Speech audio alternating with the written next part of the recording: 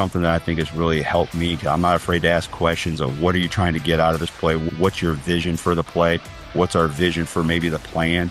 Because I feel like a line coach's job is to find solutions. And if you can get the coordinator's vision, the head coach's vision, and you can get it clearly stated to you, we as line coaches, we solve problems and we can find a way to make that vision come a reality. Welcome back to the Mushroom Society podcast on the Coaching Coordinator Network. Today we're bringing you a cool clinic presentation from Bobby Johnson, now assistant offensive line coach for the Cleveland Browns. Coach Johnson opens with lessons from 30 years in the profession, including how to build a plan, work with your coordinator, teach the why behind your scheme, and find the answers before problems show up. Before we get into it, make sure you have your ticket for the 2026 C.O.O.L Clinic, May 14th through 16th. This is the premier offensive line clinic in football, with NFL coaches, college coaches, championship-level teachers, and Hall of Fame head coach Dick Vermeil as the keynote speaker. Get your ticket at thec.com. Here's our segment from the C.O.O.L Clinic with Bobby Johnson. Coaches, here we go. Another great speaker for you from the Washington Commanders, Bobby Johnson. Bobby's a Miami of Ohio grad with the other 300 coaches that went into pro football. So, right, he is really articulate, okay? It's going to be fun to listen to him. You're going to get a lot of stuff out of this. Anyway, Bobby, you got him. Take him. All right. Well, first I want to start off by saying, guys, it is truly an honor to be speaking at the C.O.O.L Clinic. I remember as a GA, going to the C.O.O.L Clinic in Cincinnati and, taking copious notes of guys like Howard Mudd and, man, the list goes on and on, Jim McNally, Paul Alexander, all the guys that you've probably heard from in the last, couple sessions, and just trying to absorb as much knowledge as I could, because my number one goal in coaching is to become the best line coach I could be. And that's all I ever wanted to be.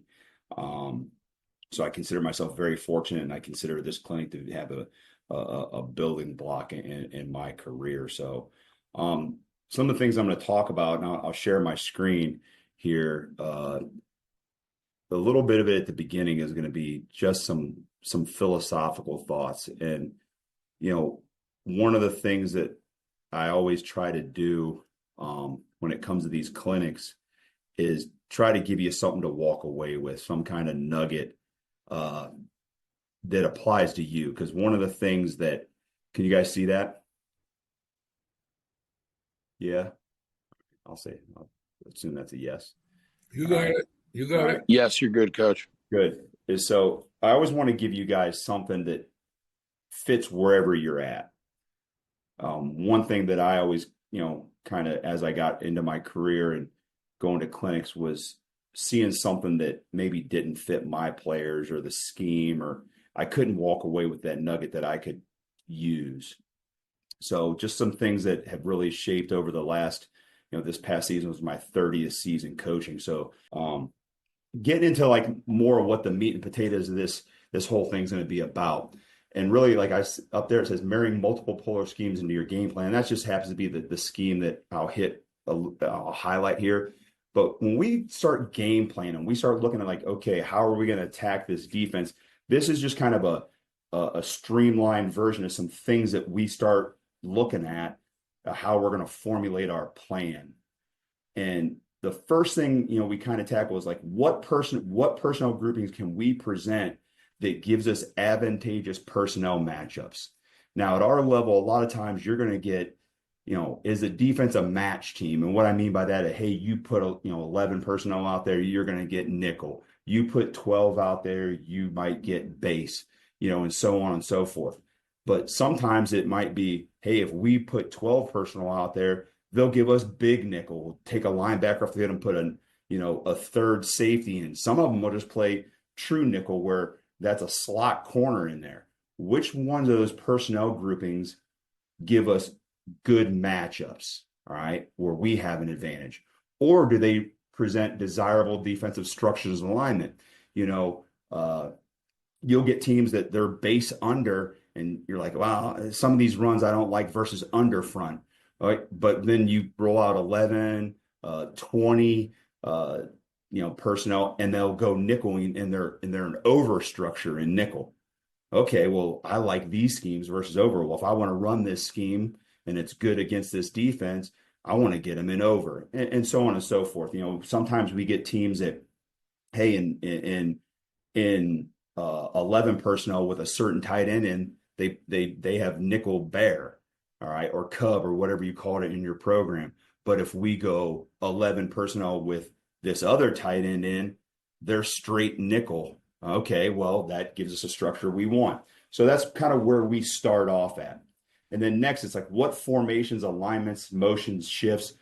First thing, what unlocks force? What's something we can do from a formation, alignment, shift, motion kind of combination? Can we get that force defender to unlock? Whether, hey, do we do this motion and they spin the safeties and now all of a sudden they're rotating the other way? Hey, which one makes them check quarters? What gets them to get that hard force defender out of there? Or which one gets that guy who's not used to playing force to now become the force defender? All right. What gives us advantageous angles? What backfield set makes the defensive end change his technique? What defensives, short motion gets them to bump a certain way to where now we got a better angle to execute the block we're looking for. What isolates their weakest run defender or defenders? In the NFL, these corners get paid a lot of money to cover and get picks. They don't get paid a lot to tackle, right? A lot of them are allergic to tackling. What can we do to get it where the corner has to be the force offender or have a run fit? All right. Maybe it's a case of, hey, they got a specific defensive tackle that doesn't take on double teams as well as their other defensive tackle. How do we get those things isolated? And then last, what puts a particular defender or defenders in conflict? One of the things that, I really, put an emphasis on this year is how can I get a guy who has a particular run fit, but also put him in conflict because of his coverage responsibility? How can I get him where it really puts him in a bind? And how do I put him in a bind? Sometimes I might not be able to get him to move out of his spot, but I might be able to do something where he now has a conflict of maybe a particular RPO with a route running by him where, hey, that guy's running through his coverage responsibility, but he also has a B gap run fit. So those are some things we look at. And then what accompanying blocking schemes would appear the same pre-snap or give the defenders a false read post-snap or attack a different hole? So basically what I'm trying to say there in that last statement is if I got a premier run, what we call an above the line run, all right, if I want to run that multiple times, because here at Washington, we typically carry 12, maybe on a heavy week, 15 runs in the game plan total. Well, if I'm only carrying 12 runs, I'm counting on calling my above the line runs, 4 to 6 of them multiple times. One of the things that's really discouraging as a line coach is when the guys come off the field and saying, "Coach, they're calling out the run." They know what it is. Well, you got to protect that run with something that either looks exactly the same pre-snap to them, but it's not the premier run, or you've got a run scheme that gives them a false read to take them away from the premier run, or you've got something that formationally, emotionally looks exactly the same, and then post-snap you're attacking a different hole.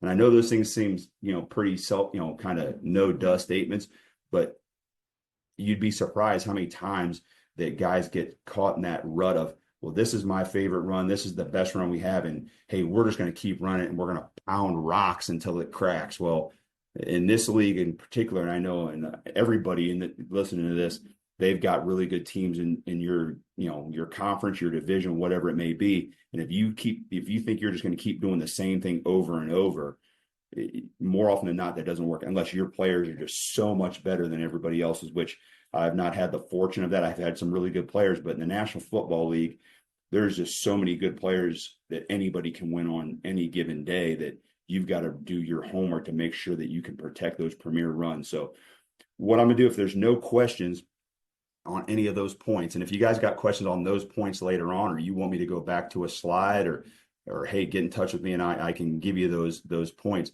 I'll be more than happy to share them with you. Like I said, what I try to do in these type of settings, especially on a presentation like this, is give you things that I really, really believe in. I've hung my hat on them and they've served me well. Some of them, because I was taught by coaches that helped train me, but some of them are, those solutions to mistakes I've made in the past. So just trying to just share on some things that have really helped me. But I'm going to give you some examples of what I'm talking about from a schematic standpoint here in these next couple clips. So this episode is brought to you by the Mushroom Society, our year-round home for offensive line coaches. Inside the Mushroom Society, you get access to cool clinic presentations, offensive line roundtables, Q&As, interviews, and a growing library built specifically for coaches who teach the position every day. It's not just more content, it's a place to keep learning, ask better questions, and find answers from coaches who care about offensive line play. If you're an offensive line coach, this is the place for you to network and learn more. Join us at mushroom-society.com. Now back to Coach Johnson. These are just some things that I wanted to hit with you guys before I get into the X's and O's of some stuff. But like you can see right there, the first thing, this was something that Terry Hepner, who was a very impactful coach in my career that I coached for 8 years before he passed. His first thing would say, have a plan, work the plan, and plan for the unexpected. And if he wasn't talking to line coaches, I don't know who he was talking to, because that is our life to a T.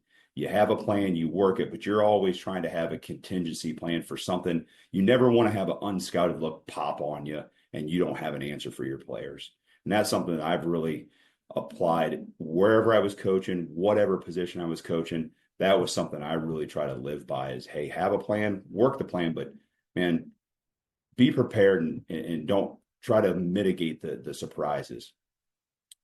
Now, when it comes to being a line guy, and I say this because I've been a line coach at the Mid-American Conference level, the Big Ten level, and now in the NFL. And not all line jobs are the same. And you can see that it's up there.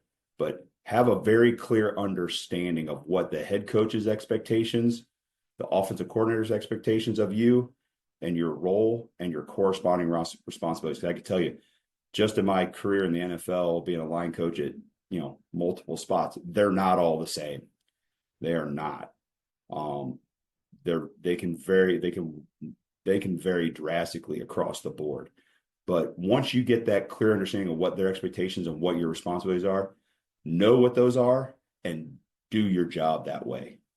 Don't try to be something outside of their expectations. And I don't mean don't try to exceed their expectations, but if they want you just to coach the line and not do the run game, then coach the line. If they want you to do the run game and coach the line, then you do that to the best of your ability, but know what your job is. All right. Do your job. This next line, the I am here to get it right, not to be right attitude, is something that's kind of transpired over the last couple years. And I think that really speaks to line coaches, because I can tell you, I've been that line coach and I've worked with those line coaches where they will fight the battle to be right at the detriment of the group sometimes. Like they want to run something, they don't get their way, and then when the plan fails, like I told you, we should have done it my way. That's not the right way to attack it. Try to get it right under whatever parameters are set. Don't try to be the guy that's right. Just try to get the whole thing right. But also the last part, don't be afraid to ask questions, man. That's something that I think has really helped me, because I'm not afraid to ask questions of what are you trying to get out of this play? What's your vision for the play? What's our vision for maybe the plan? Because I feel like a line coach's job is to find solutions. And if you can get the coordinator's vision, the head coach's vision, and you can get it clearly stated to you, you can, we as line coaches, we solve problems and we can find a way to get that, to make that vision come a reality. Excuse me. Next, maintain alignment with the offensive coordinator philosophically and schematically. Get on the same page with them and stay on it. And that alignment should be reflected in the work you're doing, your classroom teaching, your installation, your drill work, and so on. I remember being a college coach, and our head coach was, Terry Hepner was a defensive coach, and we were a quarters team. And we hired a new secondary coach one year, and his first 10 minutes of individual of the first practice ever was teaching press man technique. And we didn't play press man. and the head coach was responsible for the defense, and that was something that showed me like he wasn't in alignment with what was being done, and it was wasteful of time. It was wasting the player's time, it was wasting his time, and it wasn't going to serve the purpose. So really try to stay in alignment with your coordinator, work with him, find out what his vision is, and just really that should be reflected in what you're teaching in your room, how you're installing stuff, how you're drilling stuff. It doesn't make sense to drill, gap scheme double teams if you guys are a zone team and things of that nature. So I know that seems silly, but I know that that's something that has been really helpful for me. Choose those battles you want to fight wisely. Don't be a stonewall. Don't poo-poo every idea that's not your idea, but don't be a pushover either, because you can get yourself painted in a corner. Just find that happy medium where you'll fight for the right things, but you'll also, acquiesce in places where you can do that, and stay true to yourself while remaining open-minded. Hindsight's always 20/20. Learn from your mistakes, learn from others' mistakes before you make the mistake. But ultimately, that last line right there, find solutions. Find solutions to the problems that, hopefully find solutions to problems that are coming down the pipe before they're a past mistake. That's something that, I really try to tell my assistants that, like, hey, we're problem solvers. Let's solve the problems before they happen. But hey, if a problem does come up, let's find the solution before we move on to the next thing. Because that's what we have to do that for our players. We have that responsibility. Next, I think this is important, in everything you do. And I know you guys are getting a lot of drill, talks and how to teach, run game, things and pass pro things. I think when you're teaching drills, you teach the hows and the whys when you're doing drills. I think you have to do the same thing when you're talking about your scheme, especially at this level. The players are highly motivated. They're high level guys. They're professionals, but they want to, especially in the line room, my guys are smart. And every line room I'm in, that's probably the collection of them, the smartest room in the building. I'd even argue that as smart as the quarterbacks. All right. But teach them how the scheme fits in the plan and why it's in the plan. What is it providing us? What are we looking to attack? The whys across the board. I think a lot of times, sometimes guys make the mistake of when a player wants to know why, it's like they're being defiant, and that's not it. I think linemen, especially if they know the why, they get it. They understand how it fits with other things you're doing. They also, it gives them some ownership. Like, I have a responsibility now because this is important to the plan. This scheme fits, maybe some play action passes. It fits some other things, some counter plays off of it. If I do this, this will help this play. If I do this, this will help this protection. I think the whys are really important. They get to teach what you believe in. I made that mistake as a younger coach where go to a clinic and get something because I thought it looked good, but I didn't know where the bones were buried in it. And when a problem came up, I didn't know how to defend it. I didn't have an answer. And that's really detrimental when you're teaching something and you don't quite believe in it, or you don't have the answers. And when the problem comes up and you have to solve it and your players see you don't have the answer, it creates a shred of doubt that you don't want to have. Teach what you found to be tried and true. I think what I mean by that is, if you got a chance when you're teaching at any level, high school, college, pros, if you can show them in action examples of what you're teaching, whether it be a technique or a scheme, especially for teaching drills, how that drill applies to game film or in practice, or if you can show like you're teaching a scheme, and if you can show them that scheme being run against your opponent and why it attacks that defense, I think that really reinforces your point and really, adds into the buy-in. So anytime, like I do that in our teaching now, anytime I can show them in action stuff, that's one of the first things I show them, because I think that visual example really drives home the point and it really solidifies the teaching. I also believe don't be afraid to be creative. That's one thing I've been really fortunate in. I've worked for some coordinators that they want creativity. They don't want the same cookie cutter stuff. They want, especially in the way, offenses are evolving, the type of players we're getting out of college, the college offenses are very innovative. Don't be afraid to be creative. Don't be afraid to take an idea from high school tape, if you're a college or a pro guy, you see something, you think it's a good idea and you can incorporate it somehow, don't be afraid to do that. And I think that the thing there is, not all players and personnel are the same. Like I can watch tape of, certain teams in the NFL running certain plays, and I can sit there and say, well, let's just do what they do. Well, I don't have this, I might not have the same players they do. Or we might not have the same personnel. But if a concept they're doing is good, but how do I get creative to make it where we can incorporate it, where it puts our players in position to succeed?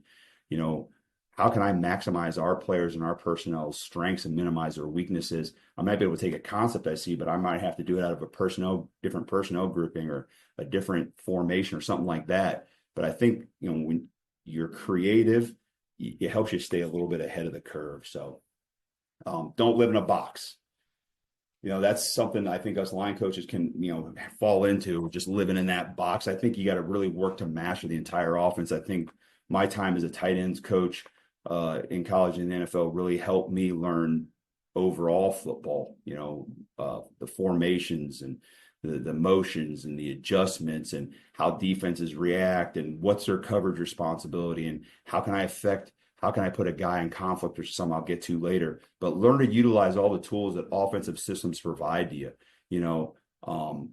If you master the offense, you can start to use things that maybe some of the, perimeter players, backfield players, some of those things that you can learn to really utilize a little tool that could maybe give the defense a false key, but makes your guys' job a little bit easier. So I think that's something that if you continue to work to master whatever offense you're in outside of your little world, all right, I think it can help you better maximize your world. Learn, grow, and evolve, something I talked about earlier. Recreate yourself, man. Stay fresh. Always look for the new, fresh idea and how can you incorporate it into, your offense, your line room, your scheme, because it want to keep you ahead of the pack, man. It's just, you never want to get stale and people figure you out. You always want to try to evolve how you're coaching and teaching. Like I said, most places, college and NFL, your roster is different year to year.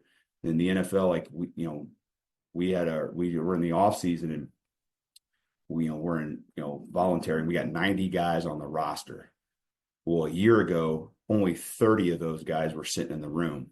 So only a third of them, so sometimes, you get a different player and maybe something that you do is not fully in his skill set. So you got to get creative and figure out a way to utilize that player, because he's yours, especially if it's a guy that's a high price free agent or a draft pick. He's yours. You got to figure out a way to incorporate him.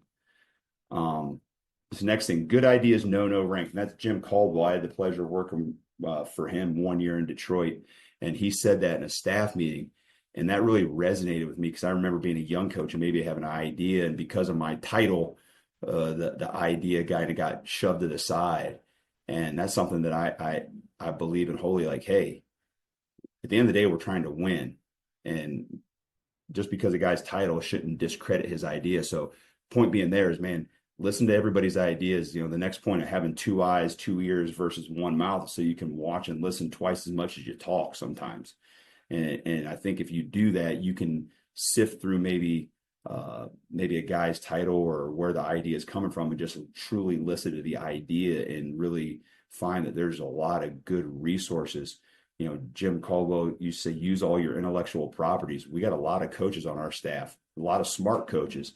Maximize them all. Don't always just rely on just yourself to come up with ideas or, certain collection of guys, listen to everybody, and you'd be surprised where some of the best ideas or the best play ideas come from. So I strongly encourage you guys all to use the intellectual properties that you got in your program. That was Bobby Johnson from the Cleveland Browns sharing how he thinks through coaching the offensive line, building a plan, staying aligned with the offense, and protecting your best runs with answers that look the same but attack differently.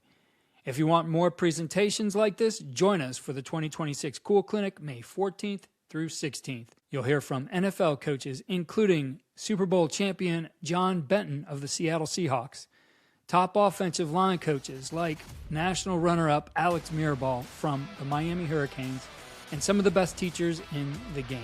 Get your ticket now at thecooolclinic.com.